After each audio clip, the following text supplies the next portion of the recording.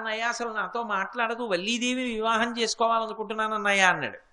విఘ్నేశ్వరుడు ఆలోచించి అన్నాడు, నీ కోరిక తీరేటట్టుగా నేను చేస్తాను, నన్ను పూజ చెయ్యి అన్నాడు. ఒక్క నమస్కారం చేశాడు అన్నయ్యకి, ప్రదక్షిణం చేసి. నేనున్నాను కదరా, నువ్వు వృద్ధ బ్రాహ్మణ రూపంలో వెళ్ళక్కడ నించో అన్నాడు. వెళ్ళి వృద్ధ బ్రాహ్మణ రూపంలో నించున్నాడు సుబ్రహ్మణ్యేశ్వర స్వామి. వల్లీదేవి చెలికెత్తెలతో ఉద్యానవనంలోకి వచ్చింది. వెంటనే విఘ్నేశ్వరుడు పెద్ద ఏనుగు రూపంలో వెళ్ళి తొండమెత్తి పిచ్చెక్కిన ఏనుగు రూపంలో పెద్ద ఘీంకారం చేస్తూ పరుగులు తీశాడు. అయ్య బాబోయ్, పిచ్చెక్కిన ఏనుగు వచ్చేస్తోంది, ఎక్కడ చంపేస్తుందో అని వల్లీదేవి పరిగెత్తి వెళ్ళిపోతూ అటు ఇటు చెదిరిపోవడంలో చెలికెత్తెలందరూ రక్షించే వాళ్ళెవరని ఆలోచిస్తూ అక్కడ నిలబడిన వృద్ధ బ్రాహ్మణుణ్ణి ఓ తాతగారిని మనవరాలు పట్టుకున్నట్టు గట్టిగా కౌగిలించుకుంది. ఎప్పుడైతే వృద్ధ బ్రాహ్మణుణ్ణి కౌగిలించుకుందో విఘ్నేశ్వరుడు తన అవతారాన్ని అంతర్ధానం చేసేశాడు, మాయమైపోయాడు. ఈవిడ ఏనుగు ఘీంకారం వినపట్టలేదని భయం తగ్గి కళ్ళు తెరిచి చూసేటప్పటికీ వృద్ధ బ్రాహ్మణుడు సుబ్రహ్మణ్యుడు అయిపోయాడు. ఆ తర్వాత వల్లీ కళ్యాణం అయిపోయింది. వల్లీ దేవసేన సమేత సుబ్రహ్మణ్యేశ్వర స్వామి వారు అయిపోయారు. ఇప్పుడు సుబ్రహ్మణ్యేశ్వర స్వామికి వల్లీ కళ్యాణంలో ఉపకారం చేసిన వాళ్ళు ఎవరు? విఘ్నేశ్వరుడే. చతుర్ముఖ బ్రహ్మగారు సృష్టి ప్రారంభం చేసే ముందు మొట్టమొదట ఎవరిని పూజ చేస్తాడంటే విఘ్నేశ్వరుణ్ణి. ఇంద్రాది దేవతలు ఎప్పుడైనా ఎక్కడైనా ఏదైనా దండయాత్ర చెయ్యాలంటే ఆదౌ పూజ్యో గణాధిప, మొట్టమొదటి పూజ ఎవరికి చేస్తారంటే విఘ్నేశ్వరుడికే. ఇంతమందికి ఇన్ని ఉపకారాలు చేశాడు. అంతవరకు ఎందుకు? మేనమామ శ్రీమన్నారాయణమూర్తి కృష్ణ భగవానుడుగా వస్తే ఆ సత్రాజిత్తు యొక్క తమ్ముడైనటువంటి ప్రసేనుడితో కలిసి వెళ్ళినప్పుడు ఆ చవితి నాడు చంద్రబింబాన్ని చూసినందుకు అపనిందలు వస్తే పోగొట్టుకోవడానికి ఉపకారం చేసిన వాడు ఎవరు? వినాయక చవితి వ్రతం చేస్తే మేనల్లుడైన విఘ్నేశ్వరుడే. ఆయన చేత ఉపకారమును పొందని వాళ్ళు ఎవరున్నారు లోకంలో? ఆయన అందరికీ ఉపకారం చేస్తుంటాడు. ఆయన చేసే ఉపకారం ఏమిటి? పెద్ద ఉపకారం. ఆది అంటే ఆయనకి భార్యలు సిద్ధి బుద్ధి, అదే ఆయన చేసే మహోపకారం. మీరు ఎక్కడ చెప్పండి, అందుకే లక్ష్మీ గణపతి స్వరూపం వచ్చింది లోకంలో. నిన్న మీతో చెప్పే కదా, శ్రీ సూక్తంలో 6 లక్ష్ముల్ని చెప్తారు. సిద్ధలక్ష్మీర్ మోక్షలక్ష్మీర్ జయలక్ష్మీ సరస్వతి శ్రీర్లక్ష్మీర్ వరలక్ష్మీశ్చ ప్రసన్నా మమ సర్వదా అని. సిద్ధి అనేటటువంటిది మొట్టమొదటి లక్ష్మీ స్వరూపం, సిద్ధలక్ష్మి అంటారు. సిద్ధి బుద్ధి విఘ్నేశ్వరుని యొక్క భార్యలు. ఆయనకి నమస్కారం చేస్తే బుద్ధి కలుగుతుంది, దాని వలన సిద్ధి కలుగుతుంది. అమ్మయ్యా, కార్యం సిద్ధించిందండి అంటాడు. మనిషి ఎప్పుడు సంతోషంతో అమ్మయ్యా అని కూర్చునేది కార్యం సిద్ధించాక, అంటే కార్యం అయిపోయాక. కూతురు పెళ్ళి తిరుగుతూనే ఉంటాడు, అంతకుముందు 2-3 రోజులు నిద్రపోడు, తిరుగుతూ ఉంటాడు. కన్యాదానం చేసేశాడు, పెళ్ళి అయిపోయింది, బంధువులందరూ వెళ్ళిపోయారు, అందరికీ ఇవ్వవలసిన డబ్బంతా ఇచ్చేశాడు, పిల్ల కాపరానికి వెళ్ళిపోయింది. అమ్మయ్యా, మంచి అల్లుడి చేతిలో కూతుర్ని పెట్టేశానండి అని కూర్చుంటాడు. సిద్ధి అంటే కార్యం అయిపోయింది. కార్యం అవ్వాలంటే ఏముండాలి? బుద్ధి ఉండాలి. బుద్ధి లేకపోతే ఈశ్వరుడు ఎన్ని ఇచ్చాడో అన్నీ నిరర్థకములైపోతాయి. నేను ఇప్పుడు నిజానికి వేదాంతంలో ఈ సిద్ధి బుద్ధి తత్వం అంటే ఏమిటి అన్నది చెప్పాలి అంటే నేను మీ వేట్లపాలెం 1 నెలలు రావాలి. అందుకని మీకు తేలికగా అర్థమయ్యేటట్టుగా ఒక్క 5 నిమిషాల్లో చెప్పేసే ప్రయత్నం చేస్తా. నెల్లాళ్లలో నేను కష్టపడవలసిన దాన్ని ఒక్క 5 నిమిషాల్లో మీకు అర్థమయ్యేటట్టుగా చెప్పడానికి నా గొప్ప కాదు, వేదాంతం కల్పించింది అవకాశం. మనిషికి శరీరమును రథము అని పిలుస్తారు. రథం ఎందుకు ఉపయోగపడుతుంది? ఒక చోటు నుంచి ఒక చోటుకి వెళ్ళడానికి రథం ఎక్కుతాం. రథము అంటే వాహనం. ఇప్పుడు నేను కాకినాడ నుంచి ఇక్కడికి రావాలి, ధర్మరాజు గారు కారు ఎక్కించి తీసుకొచ్చారు, ఆ కారులో వచ్చారు, అదొక వాహనం. నేను ఇప్పుడు అక్కడి నుంచి ఇక్కడికి రావడానికి ఎలా ఉపయోగపడిందో ఈ శరీరం కూడా మళ్ళీ పుట్టుక లేకుండా భగవంతుణ్ణి చేరిపోవడానికి ఉపయోగపడుతుంది. ఈ శరీరమే అపారమైన పుణ్యాన్ని సంపాదించుకోవడానికి ఉపయోగపడుతుంది. దీన్ని దాచిపెట్టారనుకోండి, ఇది ఉండదు, ఇది వెళ్ళిపోతుంది. కానీ దీన్ని ఉపయోగించినది ఏదుందో అది పుణ్యంగా మిగిలిపోతుంది. ఎక్కడో గోశాల కడుతున్నారనుకోండి, గోశాల కడుతుంటే ఈ శరీరాన్ని ఉపయోగించి తట్టలతో మట్టెత్తి పోశారనుకోండి, ఓ గోశాల కట్టడానికి మీరు శరీరాన్ని ఉపయోగించారు కాబట్టి ఆ పుణ్యాన్ని ఈశ్వరుడు అడ్డు పెట్టి కొన్ని వేల జన్మల పాటు సుఖాలు ఇస్తాడు, తనకి దగ్గరగా తీసుకుంటాడు. ఈ శరీరాన్ని ఉపయోగించాలి. కానీ మీరు ఒకటి ఆలోచించండి, శరీరము తనంత తానుగా ఉపయోగపడుతుందా? కాకినాడ నుంచి తనంత తానుగా ఇది వచ్చేస్తుందా పేట్లపాలెం? తనంత తానుగా వచ్చి తనంత తానుగా మాట్లాడుతుందా? మాట్లాడదు. ఈ శరీరము అనేటటువంటి రథానికి గుర్రాలు ఉంటాయి. గుర్రాలు అపారమైన వేగం కలిగి ఉంటాయి. అందుకే అశ్వపూర్వాం రథమధ్యాం హస్తినాద ప్రబోధినీం అంటుంది శ్రీ సూక్తం. ముందు గుర్రాలు వస్తాయి, గుర్రాలు ముందుంటాయి, రథం వెనక్కు ఉంటుంది కదా. గుర్రాలు లాగుతాయి కదా. ఏమిటి గుర్రాలు? ఇంద్రియాలు గుర్రాలు. కళ్ళు, చెవులు, ముక్కు, నోరు, చర్మం, ఈ 5 ఇంద్రియాలు. ఇవి ముందు లాగుతాయి. కన్నుందనుకోండి, అలా చూశాననుకోండి, అబ్బా ఎంత బాగుందో జలపాతం, ఓసారి దగ్గరగా వెళదాం అనిపిస్తుంది. ముందు గుర్రం వెళ్ళింది, తర్వాత శరీరం పెడుతుంది, రథం పెడుతుంది. గుర్రాలు లాగుతాయి. ఇప్పుడు ఈ గుర్రాలకి ఈ రథానికి ఒక సారథి ఉంటాడు. ఆ సారథికి బుద్ధి అని పేరు. ఈ బుద్ధి అన్న సారథికి గుర్రాలకి మధ్యలో ఒకటి ఉంటుంది, దాన్ని కళ్ళెం అంటారు. గుర్రం యొక్క ముక్కు దగ్గర నుంచి వేసి ఎన్ని గుర్రాలు కట్టనివ్వండి అన్ని గుర్రాల యొక్క కళ్ళాల్ని సారథి పట్టుకుంటాడు కదా. ఇప్పుడు ఈ సారథి కళ్ళాన్ని ఇలా లాగాడు అనుకోండి, రథం కదులుతుంది. ఇటు లాగాడు అనుకోండి, ఇటు తిరుగుతుంది. ఇటు లాగాడు అనుకోండి, ఇటు తిరుగుతుంది. గట్టిగా లాగాడు అనుకోండి, రథం ఆగుతుంది. సారథి ఎక్కి ఇలా జులిపించాడు అనుకోండి, రథం కదులుతుంది. వాటిని చేత్తో పట్టుకుంటారు, ఆ దండం పట్టుకుని దాన్ని ఒకలా కొట్టాడు అనుకోండి, అది వేగంగా దౌడు తీస్తుంది. అది అశ్వవిద్య అని, గుర్రాల్ని పరిగెత్తించడం ఒక విద్య. ఇందులో మీరు ఒకటి బాగా జ్ఞాపకం పెట్టుకోండి, పగ్గాలు చాలా ప్రధానమైనటువంటి పాత్ర పోషిస్తాయి. కానీ పగ్గాలు పగ్గాలుగా, గుర్రాలు గుర్రాలుగా మాత్రం లక్ష్యాన్ని చేర్చం. గుర్రాలు బండికి కట్టి, గుర్రాలకు పగ్గాలు కట్టి ఎవరూ ఎక్కకుండా గుర్రాలను అదిల్చి వదిలేశారనుకోండి, ఎక్కడికి ఎడుతుంది ఇప్పుడు ఈ రథం అని అడిగితే నేనేం చెప్పాలి? ఎక్కడికైనా వెళ్ళొచ్చు, రథం చక్రాలు విరిగిపోయి పడిపోవచ్చు. అది ఇక్కడికి ఎడుతుందని చెప్పడం కష్టం. పైగా అటువంటి రథం వెడుతుంటే రహదారి మీద ఎవరు నిలబడరు, దూరంగా పారిపోతారు. దాని మీద సారథి లేడరా, ఎవరి మీదకి వచ్చేస్తుందో అంటారు కాదు. ఇప్పుడు ఈ పగ్గాలు అటు గుర్రాన్ని తగిలి ఉంటాయి, ఇటు సారథి చేతిలో ఉంటాయి. ఈయన ఎటు లాగుతాడన్న దాన్ని బట్టి గుర్రాలు ఎట్టెడతాయి. గుర్రాలు ఎట్టెడతాయో రథం అట్టెడుతుంది. అప్పుడే రథం లక్ష్యాన్ని చేరుతుంది. ఈ కూర్చున్న సారథి బుద్ధి, ఈతని చేతిలో ఉన్న పగ్గాలు మనస్సు, ఇంద్రియాలు గుర్రాలు, లోపల కూర్చున్న జీవుడిది ప్రయాణం. ఇప్పుడు ఈ బుద్ధి ముందు సక్రమంగా ఉందనుకోండి, బుద్ధి నిర్ణయం చేస్తుంది. పగ్గం అటు కదులుతుంది, ఇటు కదులుతుంది, అటు గుర్రాన్ని కదుపుతుంది. తెలిసి తెలియని వాడు రథం ఎక్కి పగ్గాలు పట్టుకుని ఇవేవో బాగున్నాయనుకుని ఇలా లాగి ఇలా అన్నాడు అనుకోండి, పరిగెడతాయి. ఇంకా తర్వాత ఏం చేయాలో వాడికి తెలియదు, కనబడిపోతాడు వాడు. అదే తెలిసిన్నవాడు అనుకోండి, మళ్ళీ గుర్రాలను ఆపడం వస్తుంది, ఎటు తిరగాలో అటు తిప్పడం వస్తుంది. అప్పుడు చేరవలసిన చేటుకి చేరి రథాన్ని ఆపుతాడు. రహదారి మీద ఎవరు భయపడరు. ఈ పగ్గాలు మనస్సు. గుర్రానికి వేగం ఉంది, మనస్సుకి గుర్రం కన్నా వేగం ఉంది. అది విచిత్రం. లోకంలో పగ్గాలకి గుర్రం కన్నా వేగం ఉండదు, పరిగెత్తవు పగ్గాలు. కానీ ఇక్కడి పగ్గాలకి ఏమిటంటే గుర్రం కన్నా వేగం, ఇంద్రియాల కన్నా వేగంగా మనసు పరిగెడుతుంది. ఇంత పరిగెత్తగలిగినటువంటి మనస్సు అదుపు చేయకపోతే దాన్ని ఆపడం ఎవరి తరం కాదు. ఇక్కడ కూర్చుని కాశీ వెళ్ళిపోతుంది, ఇక్కడ కూర్చుని తిరుపతి వెళ్ళిపోతుంది, ఇక్కడ కూర్చుని వెళ్ళకూడని చోటుకి మనసు వెళ్ళింది అనుకోండి, ఇష్టపడ్డాడు అనుకోండి, దాన్ని పతనం అయిపోతాడు. అందుకే మనిషి మనసు దేన్ని బట్టి పనిచేస్తుంది అంటే గుర్రాల్ని బట్టి పనిచేస్తుంటుంది. అటువైపు తగిలింది కదా మరి, తాడు అటు ఉంది ఇటు ఉంది పగ్గం. మీరు దేన్ని చూశారో దాన్ని లోపలికి తీసుకుంటుంది. ఈ గుర్రాలు అయితే ముందుకే పెడతాయి, ఈ గుర్రాలు ఏం చేస్తాయంటే బయట దాన్ని లోపలికి తెస్తాయి. నేను చూడకూడని దాన్ని అదే పనిగా చూశాను అనుకోండి, మనసు దాన్ని బట్టి ప్రభావితం అవుతుంది. నేను టీవీ పెట్టుకుని ఒకళ్ళనొకళ్ళు చావగొట్టేసుకోవడం ఓ గంట సేపు చూశాను అనుకోండి, నా మనసంతా కూడా రజోగుణంతో ఉంటుంది.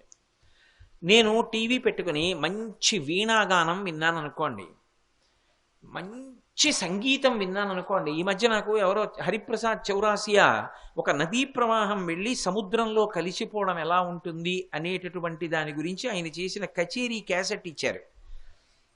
ఏమిటి అసలు అలా ఎలా వాయించారు ఈయన విందామని చెప్పి నేను ఒక రోజు రాత్రి పెట్టుకు విన్నాను. నది పుట్టినప్పుడు చాలా మెల్లగా పుడుతుంది, మధ్యలోకి వచ్చేటప్పటికి పెద్ద పెద్ద సుడులతో ప్రవహిస్తుంది. సాగర సంగమం దగ్గరికి వెళ్ళేటప్పటికీ సముద్ర జలాలు ముందుకొస్తాయి నది దగ్గరికి. మీరు ఎప్పుడైనా చూశారో లేదో, గోదావరి నదిలో పడవెక్కి సాగర సంగమం వైపుకి వెళ్ళాను. వెళ్ళినప్పుడు చూసే సముద్ర జలాలు నది వైపుకి వస్తాయి, ముందుకి వచ్చి నదిని కలుపుకుంటాయి. నదీ ముఖము అంటారు, అందుకే వాల్మీకి మహర్షి అంత అందంగా పిలిచారు. తానే ముందుకు వస్తుంది, పురుషుడు చెయ్యి చాపి పుచ్చుకున్నట్టుగా భార్యని నది వస్తుంటే సముద్రం ముందుకొచ్చి అందుకుంటుంది. అక్కడ నీటిని గుద్దుకుంటుంది. ఆ గుద్దుకున్నప్పుడు చప్పుడు వేరుగా ఉంటుంది. అసలు ఆయన వాయించినది విని నేను తెల్లబోయాను. నాకు రాత్రి పడుకున్నా కూడా ఏదో అవ్యాజమైనటువంటి ప్రశాంతత, ఏదో నది ప్రవహిస్తున్నటువంటి చప్పుడు, మనసు ఎందుకో ఎంత ప్రశాంతంగా అయిపోయిందో. నీటి యొక్క ప్రవాహపు చప్పుడు వింటుంటే సముద్ర హోరు కాదు, నీటి ప్రవాహ చప్పుడు, చిన్న అలా వెడుతున్న చప్పుడు వింటే మనసు లయం అవుతుంది. మనసుకి లక్షణం ఉంటుంది. అది అటు గుర్రాన్ని ఇటు బుద్ధిని కూడా తగిలింది కదూ, అటు కదులుతుంది ఇటు కదులుతుంది, దానికి అది లక్షణం పగ్గానికి. అందుకే మీరు ఏది చూస్తున్నారో దాన్ని బట్టి ప్రభావితం అవుతుంది, మీరేం తింటున్నారో దాన్ని బట్టి ప్రభావితం అవుతుంది, మీరేం వింటున్నారో దాన్ని బట్టి ప్రభావితం అవుతుంది. నేను మంచి విషయాలు విన్నాను అనుకోండి, మనస్సు ప్రశాంతంగా ఉంటుంది. నేను చెడ్డ విషయాలు విన్నాను అనుకోండి, ఉద్రేకంతో ఉంటుంది. నేను కారులో వస్తున్నప్పుడు మిమ్మల్ని వాడు అలా తిట్టాడండి, వీడు ఇలా తిట్టాడండి, వాడు మీ సంగతి చెప్తానంటాడండి, వాడు మీ మీద కుట్ర చేస్తున్నాడండి అన్నారనుకోండి, నేను అన్నీ విని కారు దిగాను అనుకోండి, దిక్కుమాల ప్రసంగాలు నాకు ఎందుకు అనిపిస్తుంది. నాకు చికాగ్గా ఉంటుంది, కోపంగా ఉంటుంది. ఎవరైనా పలకరిస్తే చికాకు పడతాను. ఎందుకని? నేను వినకూడనివన్నీ విన్నాను, నా మనసు ప్రభావితమైంది. అదే నేను మంచి విషయాలు విన్నాను అనుకోండి, గోశాలలో మట్టి పోసారట, గోశాలలో మట్టి అంతా ఎనిపారట, పూల మొక్కలు వేసుకోవచ్చు, కదంబ వృక్షాలు వేసుకోవచ్చు, ఇప్పుడు అక్కడ గడ్డి వేయచ్చు, ఓ నెల్లాళ్లలో గడ్డి పెరుగుతుంది, గోవుల్ని కట్టాక చక్కగా ఈ గడ్డి వేయచ్చు. నా మనసు ఎంతో సంతోషంగా ఉందనుకోండి, ప్రసంగంలో అనేక విషయాలు జ్ఞాపకానికి వస్తాయి. మనసు ఇంద్రియాలతో ఏం చూసిందో దాన్ని లోపలికి తీసుకుంటుంది, బుద్ధి ఏం చెప్పిందో దాన్ని చేస్తుంది, గుర్ర అన్నట్టు నడిపిస్తుంది. ఇందులో ప్రధానం ఏది అంటే, చూడకూడనిది పొరపాటున చూసిన బుద్ధి అటువైపుకు వెళ్ళొద్దు అని పగ్గాన్ని పట్టింది అనుకోండి, వెళ్ళదు, ఆగుతుంది గుర్రం. బుద్ధి వక్రించింది అనుకోండి, బుద్ధి నిర్ణయం చేస్తుంది, సరే వెళ్ళని పగ్గం అట్లా ఆగింది అనుకోండి, వెళ్ళిపోతుంది రథం, పతనం అయిపోతాడంతే. అందుకే అన్నిటికన్నా మనిషికి ఏది ప్రధానము అంటే బుద్ధి ప్రధానం. బుద్ధి ఎప్పుడూ సక్రమంగా ఉండాలి. అందుకే మీరు ఏ పూజ చేశారన్న దానితో సంబంధం ఉండదు. మీరు ఏ పూజ చెయ్యండి, చిట్ట చివర మాత్రం ఒక మాట అడుగుతారు, దాన్నే మంత్రపుష్పం అంటారు. అందుకే చేత్తో పువ్వులు పట్టుకుని ఆఖరణ అడుగుతారు. ఏమన్నాడు? ఏదో దుర్గాదేవిని పూజ చేశామనుకోండి శారదా నవరాత్రుల్లో, కాత్యాయనాయ విద్మహే కన్యాకుమారి ధీమహి తన్నో దుర్గి ప్రచోదయాత్ అంటారు అని పువ్వులు విడిచిపెట్టేస్తారు. మంత్రపుష్పం చెప్పారు అంటే ఆఖరణ ప్రచోదయాత్, ఆ దుర్గమ్మ మా బుద్ధులను ప్రేరేపించుగాక, ఆ దుర్గమ్మ మమ్మల్ని అనుగ్రహించాలి. అందుకే రుద్రాభిషేకం చేస్తే శివ సంకల్పమస్తు శివ సంకల్పమస్తు అని అన్ని మాటలు చెప్తారు మహన్యాసంలో. ఆ పరమశివుని యొక్క అనుగ్రహము చేత మా బుద్ధులు మంచి వైపునకు ప్రేరేపింపబడుగాక, మా బుద్ధి ఎప్పుడూ మంచిని కోరుగాక, చెడు వైపుకి మనసుని ఇంద్రియాలని తిప్పకుండుగాక. సరే అలా అనుభవించు అందనుకోండి, ఒక్కసారి బుద్ధి అందా ఇరుక్కుపోతాడంతే, పాపకర్మల వైపుకి వెళ్ళిపోతాడు. అందుకే మీరు దీన్ని కొంచెం జాగ్రత్తగా పట్టుకోవాలి సుమా. ఆనందం అనేటటువంటిది మనిషిలోంచి పుట్టే కోరిక 3 కారణముల చేత పుడుతుంది.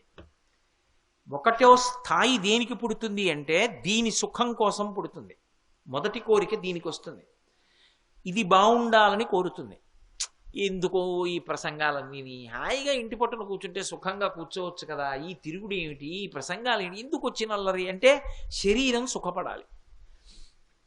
ఏసీ ఉంటే బాగుండండి అంటుంది, అంటే శరీరానికి చల్లగా ఉండాలి. బా ఎంతసేపు అండి ప్రయాణం అంటుంది, అంటే అలా కూర్చోవడం ఇష్టపట్టాలా, కాసేపు పడుకుందాం, శరీరాన్ని చాపుకుని అంటుంది. మొదటి కోరిక దేని గురించి అడుగుతుంది అంటే శరీరం గురించి అడుగుతుంది. కానీ ఒకటి గుర్తుపెట్టుకోండి, దీని గురించి అడిగేటటువంటి కోరికలకి అంతు ఉండదు.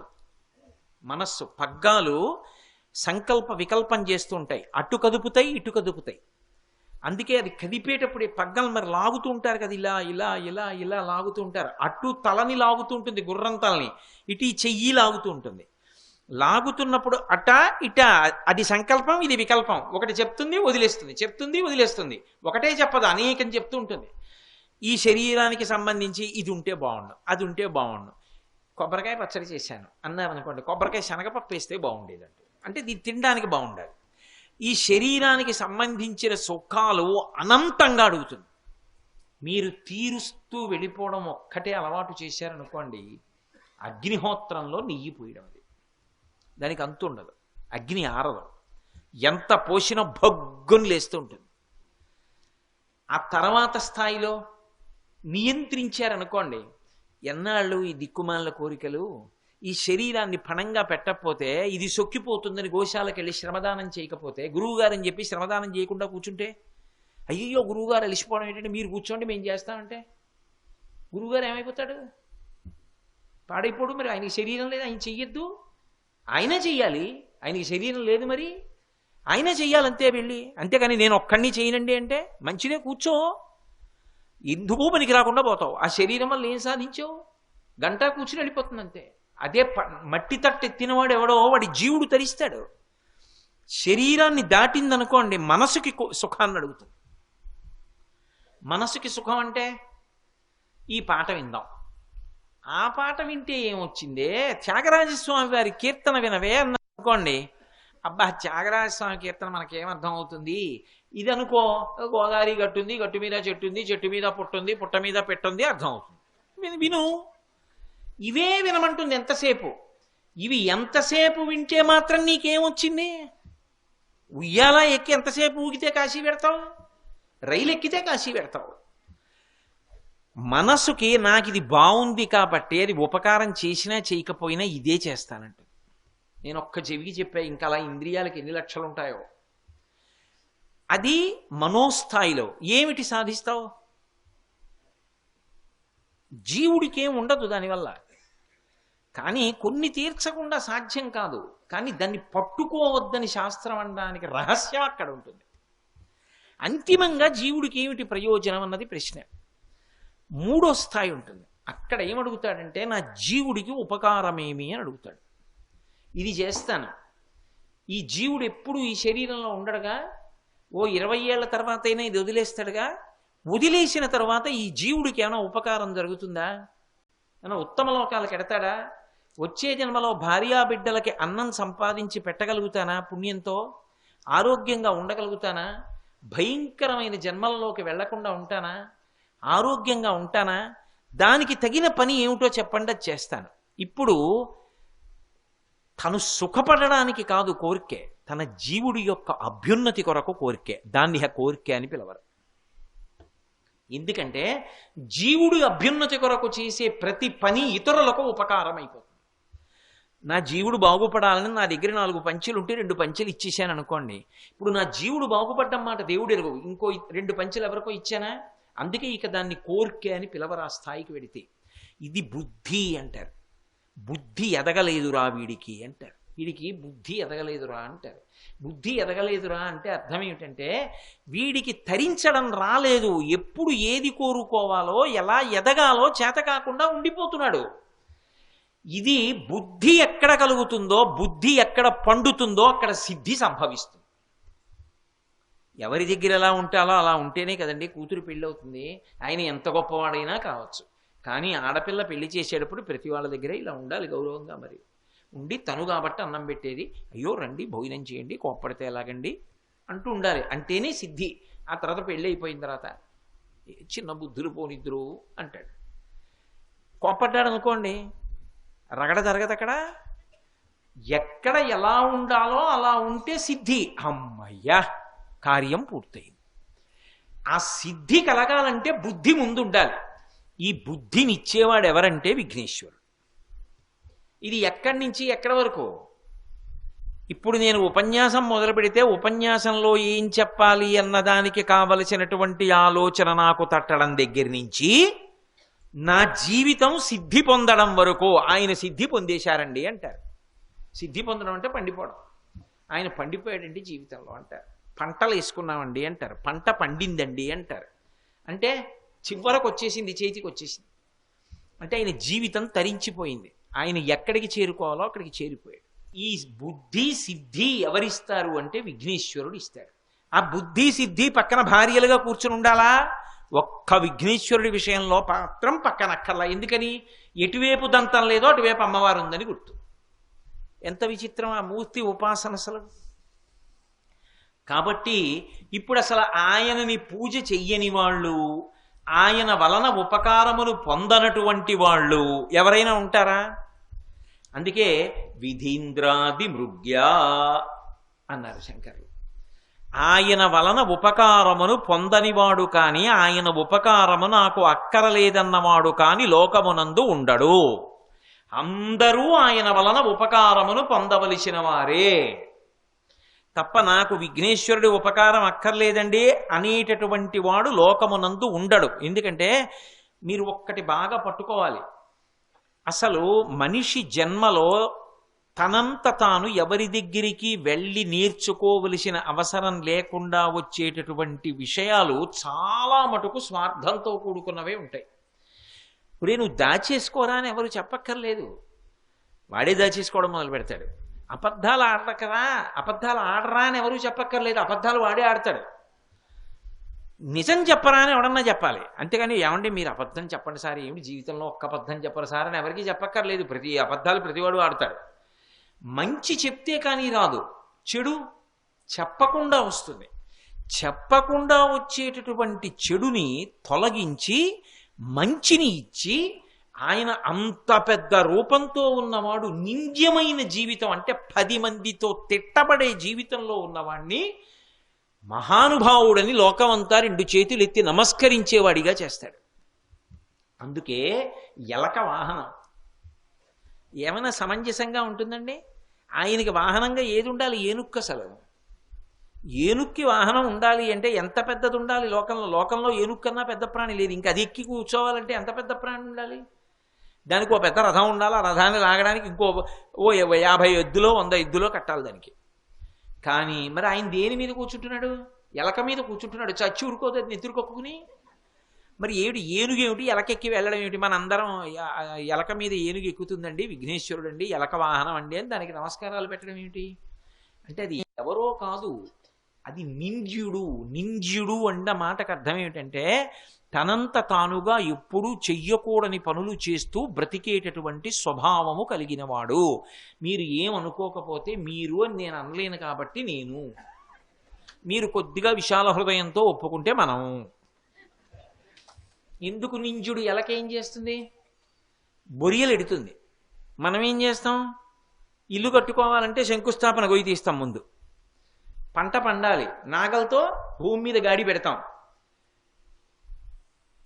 ఎప్పుడో 6 నెలల క్రితం కొనుక్కున్న పాల ప్యాకెట్లో పాలన్నీ తీసేసి అందులో నీళ్లు పోసి కడిగేసి దొంతర పెట్టి ఎవడో బఠానీలు అమ్మేవాడు వస్తాడు, వాడికి ఇస్తానని చెప్పి దాచుకుంటాడు. ఎప్పుడో 6 నెలల తర్వాత ఇవి ఇచ్చి దోషుడు బఠానీలు కొరుక్కు తింటాడు. దానికోసం ఈ కవర్లన్నీ దాచుకుంటాడు. నేను చూసా ఒకళ్ళ ఇంట్లో. ఎందుకండి ఇవన్నీ అంటే బఠానీలు వాడికి ఇవ్వడం కోసం అండి అన్నాడు ఆయన.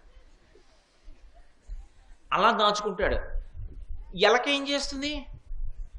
దాని అసాధ్యం కూడా ఆఖరికి వెండి నాగేంద్రుడికి పాలు పోస్తే ఇంట్లో ఆవు పాలు దాని మీద సారిక కట్టాయి కాబట్టి వెండి నాగేంద్రుడిని ఎత్తుకుపోయి దానికి అలుగులో పెట్టుకుంటుంది. దానికి పావును చూస్తే భయం, కానీ నాగేంద్రుడిని ఎత్తుకుపోతుంది.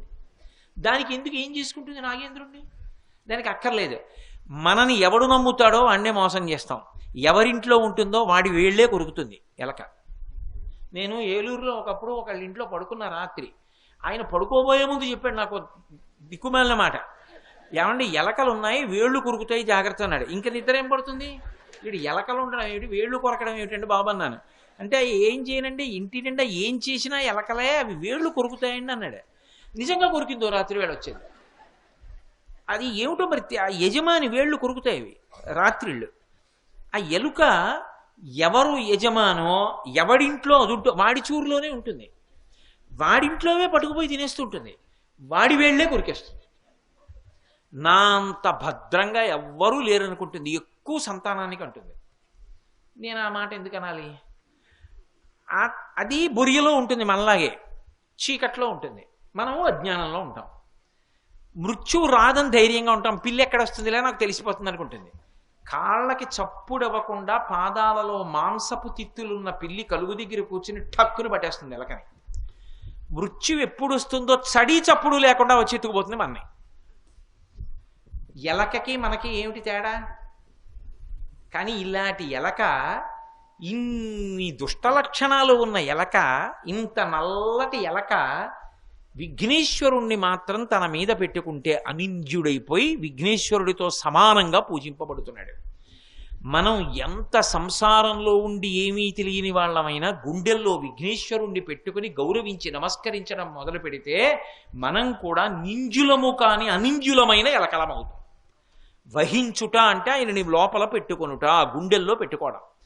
ఎలక మీద ఏనుగు కూర్చున్నట్టు ఇంత చిన్న గుండెలో పరమాత్మ వచ్చి కూర్చుంటాడు విఘ్నేశ్వరుడు. కూర్చుని మన బతుకులు పండిస్తాడు. ఆయన కూర్చున్న ఎలక జోలికి పిల్లి కూడా వెళ్ళదు. ఎందుకని? విఘ్నేశ్వరుడు కూర్చుని ఉన్నాడు. ఏనుగే కూర్చుంది, పరబ్రహ్మం కూర్చున్న ఎలక దగ్గరికి ఎవరెడతారు? సింహం కూడా దాన్ని ఏం చేయలేదు. ఆయన గుండెలలో ఉండగా చెనకగలిగిన వాడు ఉండడు, అది అనింజుడు. ఇప్పుడు నాకు చెప్పండి, అసలు ఆయనని కొలవనివాడు, ఆయన అనుగ్రహము పొందనివాడు, ఆయన ఉపకారము లేకుండా తరించగలిగిన వాడు లోకమునందు ఎవరైనా ఉంటాడా? శ్రీ ఉమామహేశ్వర పరబ్రహ్మార్పణమస్తు. స్వస్తి.